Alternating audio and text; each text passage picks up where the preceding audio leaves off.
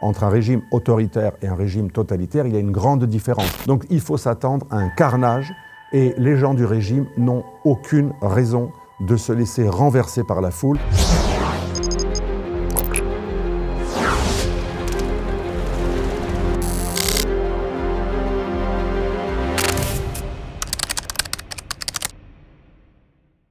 Depuis le 28 décembre, nous assistons en Iran à une révolte comme on en a connu depuis 2009.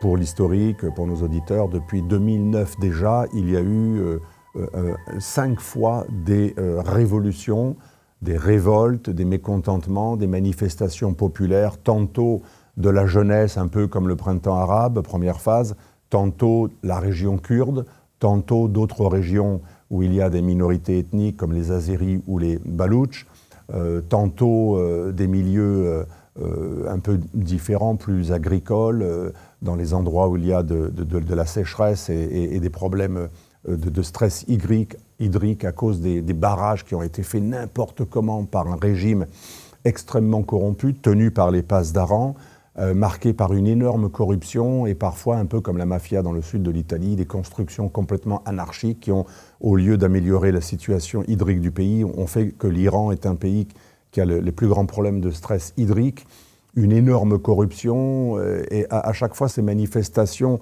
donnaient de l'espoir et moi je l'avais dit très souvent, elles étaient vouées à l'échec puisque à la différence d'autres pays, la plupart des pays du monde où les révolutions fonctionnent, il faut bien partir sur ce début, ce fondement, pour qu'une révolution de velours ou une révolution orange ou rouge ou verte, vous savez, les fameuses révolutions de couleur qu'on a vues en Ukraine, 2005, dans l'Euromaïdan, 2013-2014, on l'a vu aussi en Géorgie, on l'a vu Kmara, Otpor en Serbie un peu avant. On a vu ensuite révolution du jasmin, du tahrir dans les pays arabes, le fameux printemps arabe. À chaque fois, il y a un mode d'emploi qui est celui de Gene Sharp. Gene Sharp dit, pour qu'une révolution comme en Iran ou ailleurs fonctionne, il faut une jeunesse et des manifestants qui vont pousser le régime à commettre des erreurs. C'est-à-dire que la force du manifestant, qui lui est faible, qui n'a pas d'armes, c'est justement non pas le point faible, mais le point fort du régime. Je pousse le régime à abuser de sa force, un peu comme le dit la Boétie, puisque un régime ne tient que par la loyauté, la soumission volontaire de ses sujets ou ses citoyens. Plus je pousse les autorités à abuser de leur force, or elles ont le monopole de la coercition légitime, comme dit Max Weber, Gene Sharp, l'homme des révolutions arabes et des révolutions de velours, dit « un moment, le régime va réprimer devant témoins, on va manifester l'indignation face à des représailles inacceptables humainement et on va photographier, on va visualiser, on va diffuser la répression du régime et cette répression va faire en sorte que le régime va perdre sa légitimité car si un régime a le monopole de la violence légitime, comme dit Max Weber, il peut la perdre si sa violence est considérée illégitime. Mais Gene Sharp dit, pour que ça marche, il faut quand même une condition qui n'existe pas dans les vrais régimes totalitaires. Il faut qu'il y ait une circulation de l'information. Condition fondamentale. Voilà pourquoi dans les pays qui savent parfaitement gérer l'information ou couper Internet, dans les régimes vraiment totalitaires, où il n'y a pas de circulation des personnes autorisées et où il n'y a pas circulation de l'information, Gene Sharp dit « La révolution », c'est son fameux livre « De la dictature à la démocratie », best-seller mondial, interdit en Iran, interdit en Corée du Nord, interdit au Venezuela, ça ne marchera pas s'il n'y a pas de circulation des personnes et des idées et de l'information. Or, en Iran, contrairement à beaucoup de pays, y compris le Venezuela, contrairement à l'Ukraine, contrairement à la Serbie, à la Géorgie, à la Tunisie de Ben Ali, à l'Égypte de Moubarak, en Iran, le régime est capable de couper totalement Internet et il est capable d'empêcher la circulation des personnes à l'extérieur vers l'intérieur du pays, même s'il y avait une relative circulation. Il est capable de couper tout cela, car à la différence d'un régime autoritaire, comme l'Égypte de Moubarak ou la Tunisie de Ben Ali, c'était quand même des régimes autoritaires, pas totalitaires. Pour nos auditeurs, entre un régime autoritaire et un régime totalitaire, il y a une grande différence. Dans le régime autoritaire, on peut finir au cachot si on critique le régime, mais on peut circuler, on peut aller à l'étranger, revenir, changer de ville, photographier, aller sur Internet. C'est un peu contrôlé, mais ce n'est pas coupé. Donc il peut y avoir une diffusion de l'image qui montre le régime en train de commettre des atrocités sur des citoyens. Dans un régime qui contrôle totalement, un peu plus sophistiqué, donc dans un régime totalitaire et qui a une certaine force à la fois politique et technologique, le régime totalitaire, lui, à la différence du régime autoritaire, il contrôle tout. Le phénomène totalitaire, c'est un régime qui a une idée unique, le monisme, dont parle Karl Popper. Deuxième caractéristique du régime totalitaire, le mot total, il s'occupe de tout, il gère tout, il contrôle tout. Troisième caractéristique du régime totalitaire, il règne par la terreur. Le régime autoritaire va utiliser parfois la terreur. Le régime totalitaire, il a la terreur comme principe de gouvernement et il contrôle tout, y compris à l'intérieur des chaumières. Il va même faire en sorte, comme en Corée du Nord ou en Iran, qu'un fils dénonce son père. Donc là, on est dans une configuration qui fait qu'on doit être beaucoup plus prudent que les révolutions arabes dans certains pays arabes, qui d'ailleurs ont tout de même très mal tourné pour certaines, et on doit être beaucoup plus méfiant que pour l'Ukraine ou la Géorgie, où des révolutions ont eu lieu avec ce principe de Gene Sharp, le président de Albert Einstein Foundation dont je parlais. Sa technique a été reprise par la CIA, par l'USAID, par le National Endowment for Democracy. Ça a été repris par Canvas avec le fameux logo point levé. Et ça a été repris, bien sûr, en sous-main par la CIA et par d'autres ONG qui travaillent pour une sorte d'extension générale de la démocratie libérale ou de subversion, ou parfois pour des forces qui veulent renverser un pouvoir, par exemple pro-russe, ou qui n'est pas dans le camp occidental. Donc pour revenir à l'Iran, qu'est-ce qui s'est passé depuis le 28 décembre? Le bazar a commencé à protester, et ça c'est un signe intéressant qui va contredire un peu ce que j'ai dit. Pour l'instant, vous avez compris, je suis un peu pessimiste sur le fait que le régime va changer, parce que les fondements ne sont pas les mêmes que dans des régimes autoritaires, simplement autoritaires. Mais ce qui est nouveau par rapport à 2009, 2017, 2021, 2023, toutes les révolutions ou les révoltes qui ont eu lieu, pour une fois, c'est le cœur qui a fait basculer le régime en faveur de Khomeini en 1979, le bazar, qui a commencé à protester. Ça, c'est nouveau. Un élément, le bazar, on appelle le bazar, donc c'est ces commerçants qui sont très conservateurs, qui ont été pour le régime, qui ont été pour Khomeini en 1979, qui ont été pour la révolution islamique.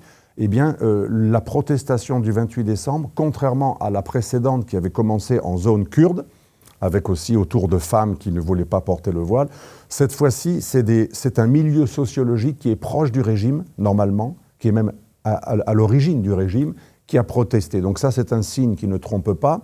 Deuxième signe, toutes les régions sont concernées par la révolte. Ce n'est pas que les Kurdes ou que les Azéris ou les autres sans les Azéris ou que les jeunes sans les vieux. C'est à peu près tous les secteurs, je ne dis pas tout le monde, mais des secteurs très différents de la population et de la sociologie et de la géographie sont touchés. Donc ça, c'est un signe qui ne trompe pas non plus. Troisième signe qui quand même montre qu'on est dans une situation différente des autres protestations qui pourraient, mais le régime va répondre très sévèrement, c'est pour ça que ce n'est pas fait, mais qui pourrait déboucher sur un vrai changement, c'est que plusieurs personnalités du régime ont songé à trouver refuge en Russie, notamment le guide suprême Khamenei, le successeur de l'ayatollah Khomeini, Khamenei, le guide suprême qui a, pour nos auditeurs en Iran, le pouvoir n'est pas le président, Pézekian. Le président Pézekian n'a pas plus de pouvoir qu'un porte-parole de la présidence en France. Le vrai pouvoir en Iran, il y en a deux. Il y a le guide suprême, même s'il commence à être plus que fatigué et malade, qui a plus de 80 ans. On a le guide suprême, qui est le guide de la révolution islamique, qui est l'héritier de Khomeini, et qui est censé, selon la doctrine du Velayet Faqih, une sorte de gouvernement de la jurisprudence religieuse, une idéologie sur laquelle on reviendra dans une autre vidéo sur l'histoire du régime. Le guide suprême a des pouvoirs, je ne dirais pas divins, mais il est une sorte d'intersecteur, il est une sorte d'intermédiaire entre le pouvoir terrestre et le pouvoir divin et les attributs donnés à Ali, le gendre et cousin de Mahomet, dont les enfants ont été martyrisés et que les chiites pleurent. Et pour eux, le 12e successeur de Ali doit revenir à la fin des temps. Dans cette doctrine messianique et théocratique, le guide suprême donc est le sommet du pouvoir. Ensuite, par exemple, s'il venait à être aboli ou à être exilé et ne pas avoir de successeur, notamment son fils qui pourrait être successeur, imaginons qu'on renverse le guide, que le régime pour survivre négocie une exclusion du guide. Le deuxième pouvoir, mais là qui est un vrai pouvoir économique, militaire, qui est dans la rue, qui est dans les administrations, et qui gère une force plus importante encore que l'armée, les Pasdaran, qui sont les gardiens de la révolution islamique, avec des milices populaires qui sont les Bassidji, qui leur obéissent également. Donc Pasdaran et Bassidji, mais surtout les Pasdaran, l'élite des Pasdaran contrôle véritablement le pays. Depuis des années, ils ont même doublé les présidents, les anciens présidents, les Rafsanjani, les Khatami, tous ces mollahs qui avaient beaucoup de pouvoir économique. Eh bien, les Pasdaran, aujourd'hui, sont devenus un État dans l'État, une armée dans l'armée et un pouvoir économique à l'intérieur du pays. Donc, les Pasdaran ont énormément d'intérêt et eux-mêmes commencent à négocier. Ça, c'est un signe qui ne trompe pas. À Oman, nous parlons aujourd'hui, nous sommes vers la mi-janvier. Au moment où nous parlons, à Oman, il y a des discussions en cours entre, d'une part, les gens du régime iranien, je ne parle pas de l'opposition, d'autre part, des Israéliens et des Américains. Oman, comme les Émirats, est un pays un peu intermédiaire où tout le monde peut circuler. Oman se présente un peu comme la Suisse, comme les Émirats du Moyen-Orient, où même les pires ennemis peuvent venir négocier. Il y a souvent des négociations à Oman sur plein de sujets, et souvent entre les ennemis jurés, les pro-saoudiens et les pro-iraniens. Les Saoudiens étant wahhabites sunnites, les Iraniens étant chiites, duodécimains. Et à Oman, aujourd'hui, le plan israélien un peu plus jusqu'au boutiste consiste à dire « on va vous aider à vous exiler, mais vous renoncez au régime et on fait un changement de régime et on met Reza Pahlavi, qui est un homme quand même pas vraiment des Israéliens ou des Américains, mais il est quand même très très proche des Israéliens. Les milieux israéliens aident Reza Pahlavi, le fils du dernier Shah, qui a quitté l'Iran à 20 ans, qui parle très bien français, que j'ai rencontré en France il y a quelques années, et qui habite aux États-Unis et qui est très lié à la diaspora iranienne de Los Angeles et du monde occidental. Il a quitté l'Iran à l'âge de 20 ans. Beaucoup disent qu'il n'a pas d'assises, mais il est en train d'essayer de se présenter comme l'intermédiaire, le leader qui serait le leader de transition, qui ne veut pas régner, mais qui se propose d'être une sorte de fédérateur. Et il est très, très, très lié aux Israéliens. Et il est clair que pour les Israéliens, le mieux serait un changement de régime, avec donc une garantie que le nucléaire iranien, même s'il continuait, au moins, ne serait pas dans les mains d'un ennemi d'Israël. Mais si le Shah revenait, ce serait carrément un pays ami d'Israël, qui pourrait permettre à Israël d'avoir un énorme allié, voire un protecteur, ou un allié en tout cas, face à un océan de monde relativement hostile, même si les capitales arabes ne sont pas si hostiles que ça à Israël, nous le verrons, c'est plutôt les peuples qui sont hostiles à Israël, pas les capitales. Donc ça, c'est le plan israélien, on vous épargne, mais vous dégagez et on change totalement de régime. Bien sûr, c'est le plan le plus difficile à mettre en œuvre. Et l'autre plan, c'est un plan américain, je caricature, parce que dans les plans, il y a plusieurs variantes à l'intérieur de plusieurs pays. Même en Israël, il y a ceux qui disent, comme Yerushalmi, que j'ai beaucoup interviewé dans mon livre, pour réaliser mon livre, le monde post-occidental, le nouvel ordre post-occidental, Yerushalmi dit qu'il y a une option idéale, c'est le changement de régime. Il y a une autre option, assez réaliste, ce serait un régime qui, pour être épargné, réforme et renonce à un certain nombre de choses. Et ça, c'est plutôt le plan américain. Donald Trump, comme vous le savez, n'est pas un homme du changement de régime. Alors tout le monde a dit, il a capturé Maduro, il contrôle le Venezuela, bientôt il va faire tomber monsieur Khamenei, et il va faire changer le régime en Iran. Je pense que toutes ces personnes qui disent cela vont vite en besogne. La réalité, c'est que monsieur Trump, il est interventionniste unilatéral, il est pour une Amérique nationale impériale. Je sais que ça paraît contradictoire, mais c'est du national-impérialisme. Qu'est-ce que j'appelle le national-impérialisme ? C'est un impérialisme déglobalisé. Ce que j'explique dans mon dernier livre. L'Amérique, elle n'est plus un empire global qui veut tout régenter et répandre ses mœurs, son soft power, ses valeurs, sa démocratie libérale partout. D'ailleurs, la démocratie n'est pas libérale pour Trump. L'Amérique impériale nationale ou nationale impériale, c'est une Amérique qui continue à être impérialiste, mais dans sa zone privilégiée, qui est l'hémisphère occidental nord, mais également des points d'appui extrêmement importants comme le Golfe, pour les raisons évidentes, la gestion des pétrodollars. Qui contrôle le pétrole du Golfe, contrôle une machine à fabriquer du dollar qui permet d'alléger la dette américaine, et c'est l'un des 3 éléments de la puissance américaine. Donc ça, c'est Trump. Dans cette optique, Trump qui veut une géopolitique hémisphérique, c'est-à-dire je gère mon hémisphère et quelques chasses gardées comme l'ouest de l'Europe et le Moyen-Orient, mais en déléguant, c'est le offshore balancing, je ne gère plus tout directement, je délègue. Dans cette optique, M. Trump n'est pas un adepte du changement de régime, et encore moins envoyer des troupes pour des guerres de longue durée en Irak ou en Afghanistan, en Libye. Alors là, pas du tout. Ceux qui pensent cela rêvent. D'ailleurs, la preuve, à peine Maduro a-t-il été capturé que M. Trump a dit « Nous allons traiter avec Mme Rodriguez, qui est la plus dure du régime après Maduro, que Maduro lui-même appelait la tigresse. » Et on sait que le plan de Oman pour l'Iran, c'est un plan qui ressemble à celui du Venezuela, la capture en moins.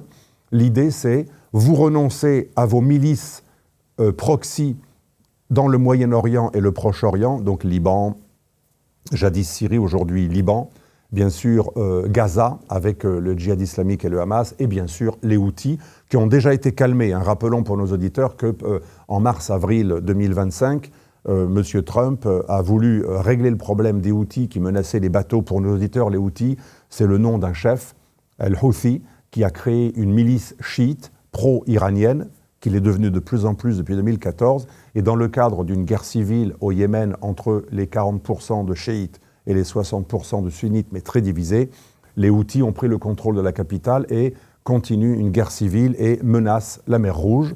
Et M. Trump les a canardés, bombardés pendant plusieurs mois, jusqu'à ce qu'un accord soit trouvé avec les Houthis. L'accord étant assez minimal, on n'agresse plus les bateaux américains, mais on continue à avoir un pouvoir de nuisance.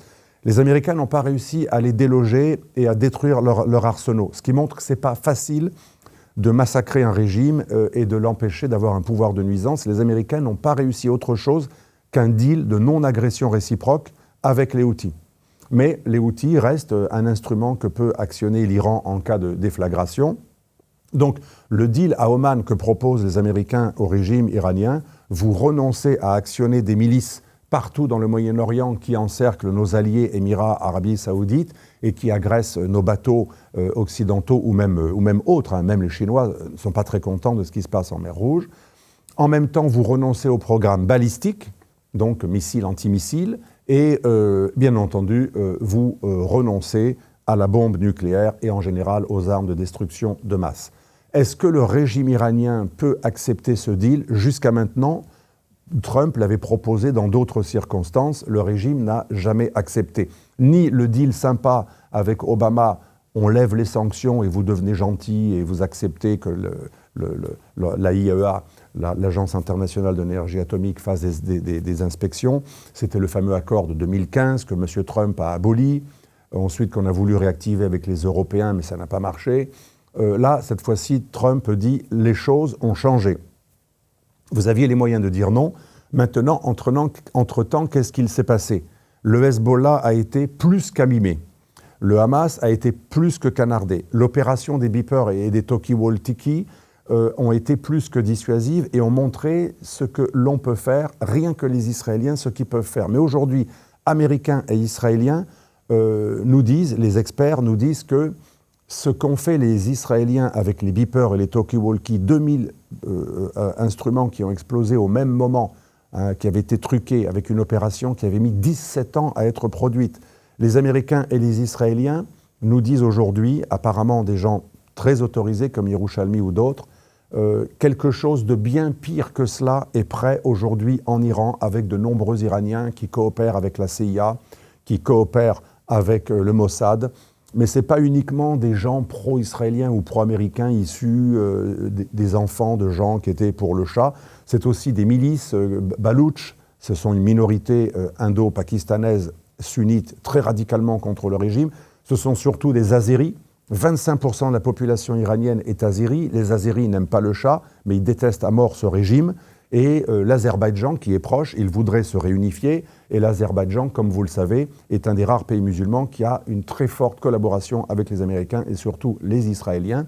Donc, sans parler de tous ceux qui en ont marre du régime et qui sont tentés de collaborer avec le Mossad et la CIA. Bref, M. Trump dit, premièrement, vous avez vu ce qu'on a fait pendant la guerre des 12 jours, pendant l'été 2025, nous sommes capables de faire très très mal au régime. Nous pouvons cibler les points névralgiques du régime, les réserves d'hydrocarbures, les rampes de lancement de missiles, tout le système balistique, des points, des QG, des centres des passes d'Aran et du régime en général et de l'armée. Et quand nous attaquons l'Iran, comme on l'a vu pendant cet été 2025, eh bien, nous sommes capables de désactiver tous les radars et les systèmes de protection, d'interception antimissiles iraniens. C'est-à-dire que l'Iran peut faire très mal à Israël en saturant les antimissiles israéliens. C'est pour ça que Trump a voulu que la guerre s'arrête, parce que les Israéliens étaient à deux doigts de ne plus pouvoir intercepter.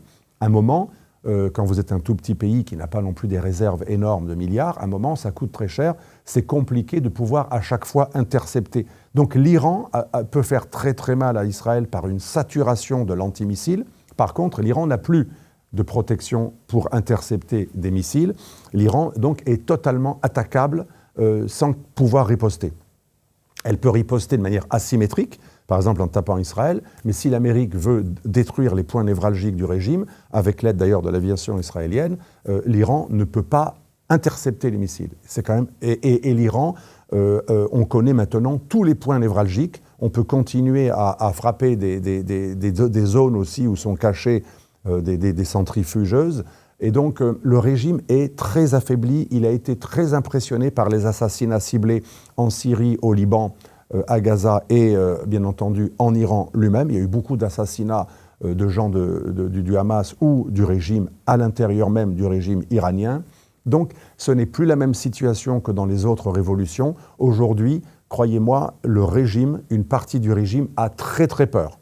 Alors il y a les jusqu'au-boutistes messianiques qui voudraient presque mourir pour leur cause, mais ils ne sont pas si nombreux que ça. Avez-vous vu des cadres, des passes d'Aran ou des cadres, encore des mollahs, alors encore moins, ceux qui disent à d'autres d'être martyrs, eh bien ils ont quand même des comptes en banque, ils ont toute l'économie. Toute l'économie iranienne aujourd'hui est possédée par l'équivalent d'oligarques d'État que sont les passes d'Aran et les mollahs. Donc ces gens aiment la terre, ils aiment les plaisirs terrestres, ils n'ont pas envie de mourir en martyrs, ce n'est pas des djihadistes, même si parfois ils envoient des gens au casse-pipe. Et donc ils vont négocier, c'est très probable, tout dépend comment c'est fait, bien sûr comment c'est présenté, mais pour conclure, M. Trump n'est pas quelqu'un qui fait des révolutions de régime change en envoyant 100 000 hommes. C'est vrai qu'il a disposé un certain nombre de flottes, de dispositifs, d'armes, qu'il est prêt à frapper. Il a dit qu'il n'excluait pas de frapper des points précis du régime en cas de répression trop massive du régime qui est en train déjà de réprimer. D'ailleurs, beaucoup disent « mais qu'est-ce qu'il attend, M. Trump ?» Mais il n'est pas stupide, il sait très bien qu'il ne faut pas agir de manière impulsive parce qu'on est à deux doigts d'un régime qui pourra s'effondrer. Ce serait stupide d'agir trop tôt et trop impulsivement et d'accélérer finalement une réaction du peuple qui, par réflexe nationaliste, pourrait voir d'un très mauvais œil un débarquement ou une tentative de changement de régime par une invasion. Donc, on peut exclure l'invasion à l'irakienne, impossible et inopportune. Par contre, des guerres asymétriques, des sabotages technologiques, des guerres cyber et des frappes très précises sur des centres névralgiques du régime sont presque certaines dans les jours qui viennent.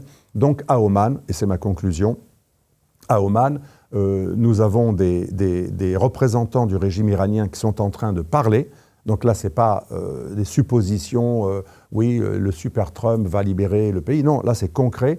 Les gens du régime iranien sont en train d'essayer de sauver leur peau. Les plans de fuite vers la Russie sont nombreux, existent, sont connus, ont été révélés par les renseignements anglais et autres.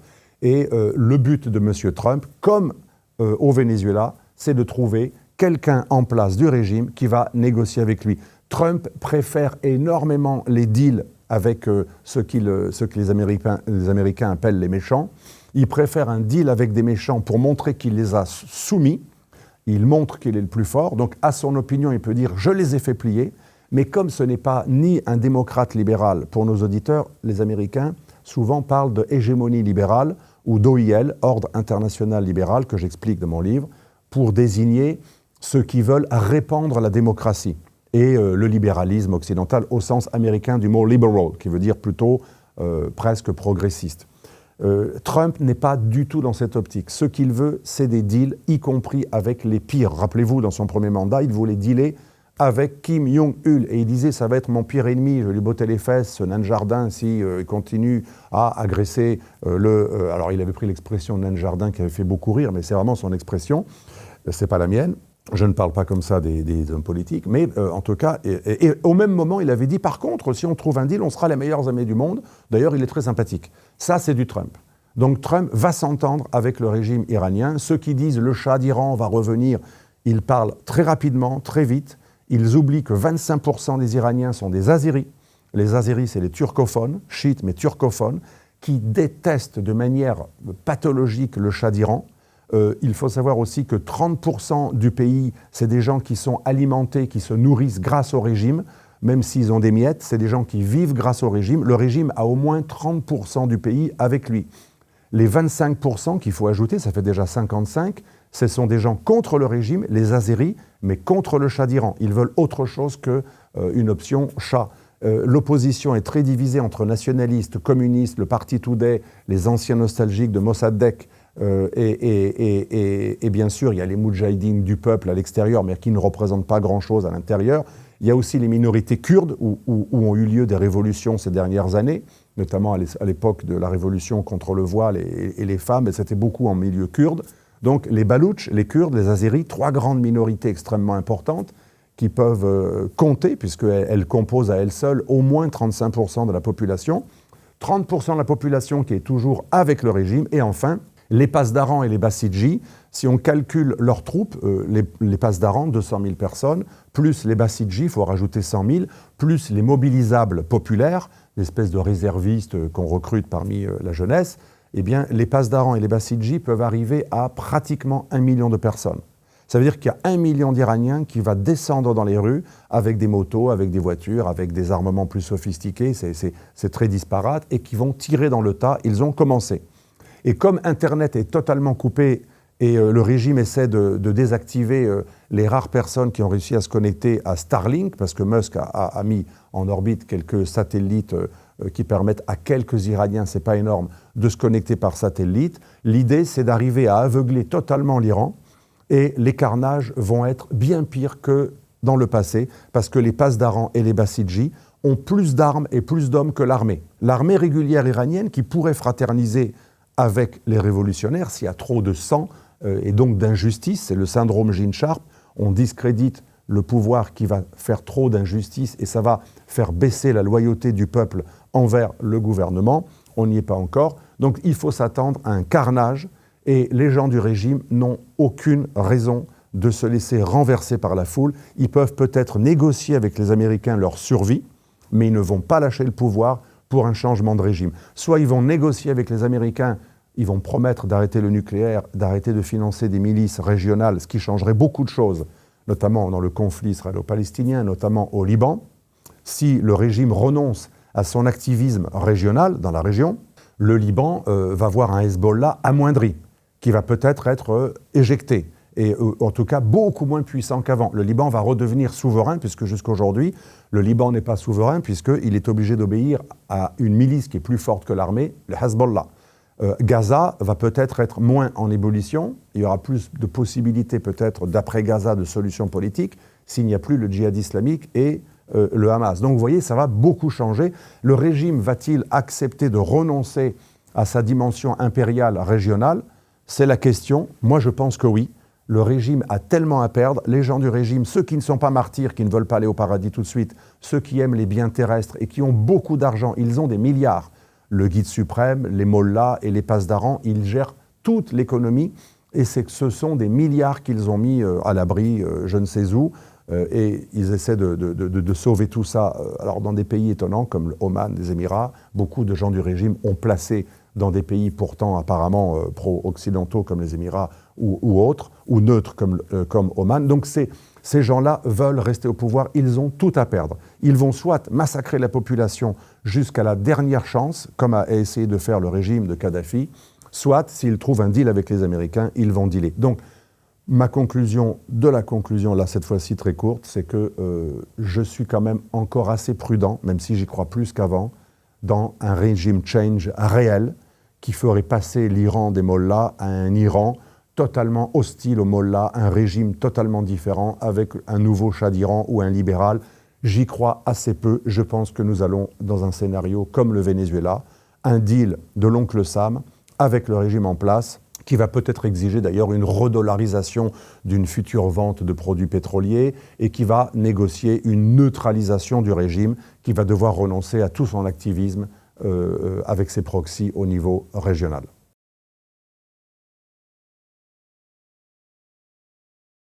Alors, les Delta Force sont effectivement prépositionnés à la frontière de l'Irak.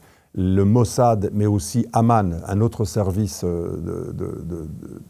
d'action israélien moins connu, mais qui fait beaucoup d'exécutions à l'étranger. Aman également est très placé, très bien pôle positionné en Iran.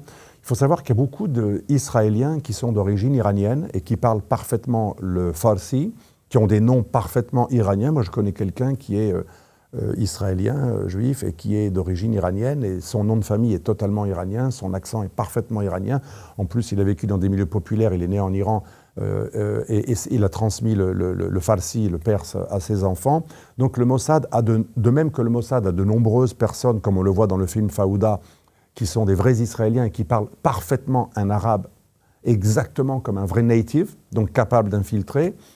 La même chose se produit avec de très nombreux juifs israéliens qui sont iraniens ou des Iraniens d'origine non juive, mais qui sont, depuis l'époque du Shah, et nouvellement depuis certaines révoltes, qui ont été récupérés en masse par les services israéliens. Donc les Israéliens ont énormément d'indicateurs, d'espions et de gens qui sont dormants, qui ne font rien, mais qui sont capables d'être réactivés et d'aider les forces israéliennes à faire des coups cyber, technologiques ou asymétriques de destruction de sites stratégiques. Les Delta Force interviendraient plutôt dans d'autres optiques très différentes de celles de la guerre asymétrique israélienne, plutôt dans l'optique un peu comme Maduro, il faut capturer un mollah ou quelqu'un, et ils sont basés. Mais il y a aussi, autre que les bases américaines en Irak qui peuvent amener du monde à la frontière, il y a aussi, bien entendu, l'Azerbaïdjan. L'Azerbaïdjan qui est l'une des places fortes d'Israël dans un des rares pays musulmans qui lui offre cette... Alors pour une raison très simple, les Azéris ont beau être chiites, ils sont turcophones, ennemis géopolitiques, identitaires et stratégiques des Iraniens. Et comme il y a des Azéris en nombre important en Iran, un quart de la population iranienne est azérie, ces Azéris aimeraient se rattacher à l'Azerbaïdjan. Et donc, du coup, il y a une énorme inimitié entre Azerbaïdjan et Iran qui fait que l'ennemi de mon ennemi est mon ami, l'Azerbaïdjan depuis des années, bien qu'étant un régime autoritaire post-soviétique avec le Aliyev, etc., eh bien l'Azerbaïdjan est très très proche et collabore beaucoup avec les Américains et avec les Occidentaux et en particulier avec les Israéliens. Et il y a même des bases officieuses du Mossad et de l'armée israélienne et des coopérations possibles entre les deux en cas de guerre contre l'Iran. Donc Israël quand même arrive à encercler avec les Américains l'Iran, non seulement par l'Irak, mais également par l'Azerbaïdjan. Donc les forces Delta, la CIA, d'autres, il y a quand même 17 agences de sécurité et d'espionnage et de renseignement américaines qui existent. Donc les différentes agences israéliennes et américaines sont très proches, des forces spéciales sont prêtes, sont entraînées, ont des plans.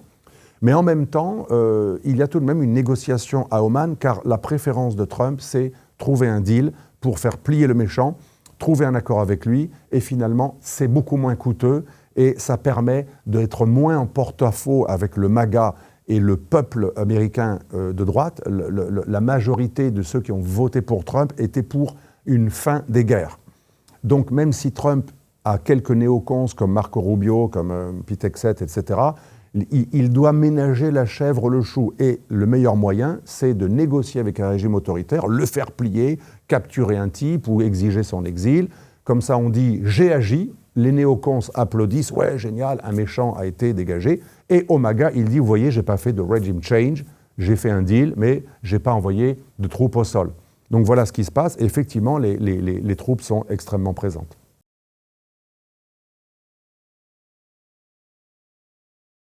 Alors, les relations, on n'en a pas parlé, je vais en fait, petite allusion à cela, les relations entre le régime des Mollahs et le Venezuela, mais aussi d'autres pays d'Amérique latine, notamment Iguassou, entre 3 pays d'Amérique latine, notamment le Brésil et l'Argentine, sont anciennes déjà dans les années 90. Moi, je parlais des réseaux pro-iraniens à Iguassou, donc là, ce qu'on appelle la région de la Triple Frontera, les 3 frontières, notamment surtout entre des mafias brésiliennes et des milieux argentins et des diasporas du Hezbollah et du Hamas, mais aussi des diasporas palestiniennes, à la fois des fils d'immigrés arabes émigrés en Amérique latine depuis longtemps et des nouveaux arrivants, des convalescents, des officiers du Hezbollah et des gens du Hamas, mais aussi des milieux frères musulmans qui opèrent en très forte intelligence avec les narcotrafiquants, donc pas que Venezuela, mais aussi Colombie, Mexique et la zone des triples frontières où il y a énormément de mafias qui se coagulent, trafic d'organes, héroïne, cocaïne et aussi bitcoin et toutes sortes de trafics financiers ou de recyclage. Et donc le régime des Mollahs, comme les frères musulmans, qui ont des nouvelles bases aujourd'hui en Amérique latine, comme le Hamas, comme le Hezbollah, donc pas que le régime iranien, ont beaucoup de liens. Et effectivement, un des fiefs de repli et d'action extérieure, plutôt trafic du régime iranien et du Hezbollah, c'était la Isla de Santa Margarita au Venezuela. C'est une île où il y a véritablement tout un écosystème des Mollahs et du Hezbollah. Mais l'essentiel de l'argent de l'Iran et des Mollahs n'est pas placé au Venezuela. C'est un pays qui n'est pas du tout une place financière sûre. Là, il y a des trafics. C'est là qu'on fait on gère on a une sorte de base arrière et logistique et en même temps pour des trafics. Mais là où on place l'argent de manière sûre, c'est plutôt Oman et les Émirats arabes unis, parfois même le Qatar. En fait, ces pays ont beau être liés à l'Occident, pour le Qatar et les Émirats, avec des bases occidentales, ou Oman étant très neutre, ces pays ont énormément d'investissements iraniens. La plupart des gens du régime iranien qui ont des capitaux en très grand nombre, qui se calculent en milliards, ont investi dans des pays du Golfe.